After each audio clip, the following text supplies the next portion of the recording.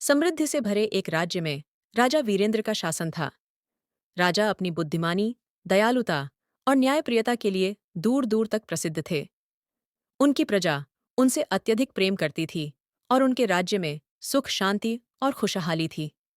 एक दिन एक रहस्यमयी बूढ़ा व्यक्ति राजमहल पहुंचा। वह दूर देश से यात्रा कर आया था और राजा से मिलने का निवेदन किया। जैसे ही सैनिक उसे भव्य महल के अंदर ले गए, बूढ़ा व्यक्ति राजा वीरेंद्र के सामने झुककर बोला, महाराज, मैं एक छुपे हुए खजाने की खबर लाया हूं।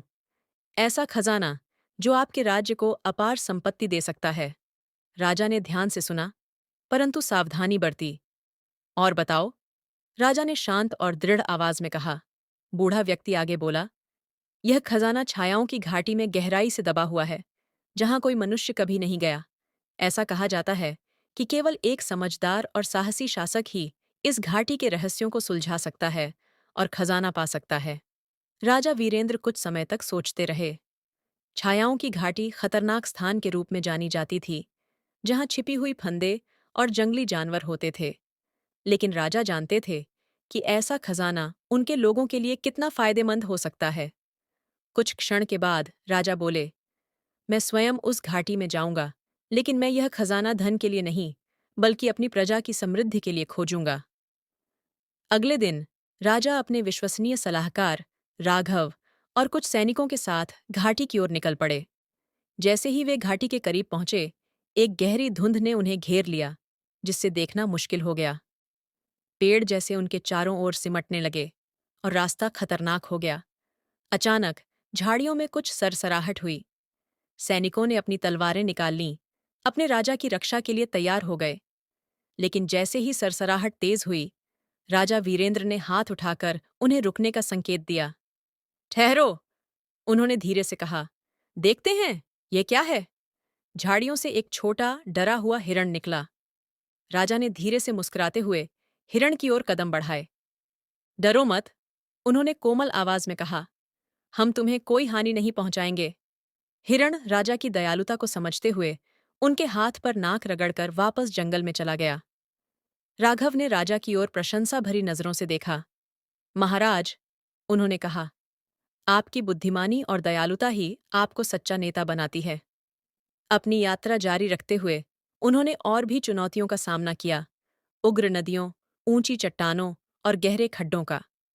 हर बार राजा की बुद्धिमानी और धैर्य ने उन्हें सुरक्षित रास्ता दिखाया, लेकिन असली परीक्षा अभी बाकी थी। घंटों की यात्रा के बाद वे छायाओं की घाटी के केंद्र में पहुंचे। एक अंधेरे मैदान के बीच में एक विशाल पत्थर का दरवाजा खड़ा था, जिस पर अजीब चिन्ह बने हुए थे। राजा ने सावधानीपूर्वक दरवाजे की ओर कदम बढ़ाए और ध्यान से उन चिन्हों की जांच करने लगे। ये चिन्ह, राजा ने कहा, जैसे कोई कहानी कह रहे हो, लेकिन इसका अर्थ क्या है? राघव आगे बढ़े और चिन्हों को ध्यान से देखने लगे। महाराज, यह एक पहेली है, ऐसी पहेली जिसे केवल समझदार व्यक्ति ही सुलझा सकता है। राजा ने लंबे समय तक उन चिन्हों पर विचार किया। अचानक उनके चेहरे पर एक चमक आई। ये चिन्ह तत्वों को दर्शाते हैं, पृथ्वी, जल, अग्नि और वायु। लेकिन एक पांचवा तत्व भी है, जो यहां नहीं दिख रहा।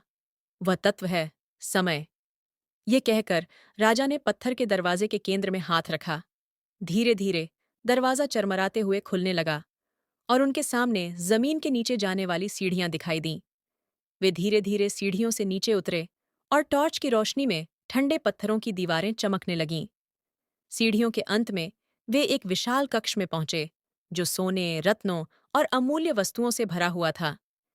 लेकिन राजा की नजरें कक्ष के केंद्र में रखी एक साधारण लेकिन बारीकी से नक्काशी की हुई घड़ी पर टिकी थीं।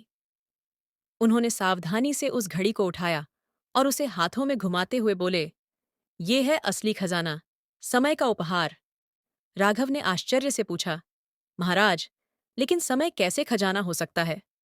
राजा ने बुद्धिमानी भरी मुस्कान के साथ कहा, समय सबसे कीमती संसाधन है।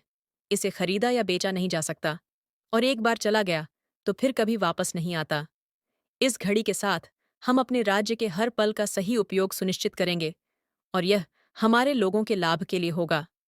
इस प्रकार राजा वीरेंद्र और उनके साथी राज्य में लौटे। न केवल सोना या रत्न, बल्कि यह ज्ञान लेकर कि समय सबसे बड़ा खजाना है। उस दिन से राज्य में और भी अधिक समृद्धि आई, क्योंकि लोग हर क्षण का महत्व समझने लगे और उसे बुद्धिमानी से उपयोग करने लगे। और इस तरह समझदार राजा ने एक बार फिर साबित किया कि असली संपत्ति भौतिक धन में नहीं, बल्कि बुद्धिमानी, दयालुता और समय के सही उपयोग में है।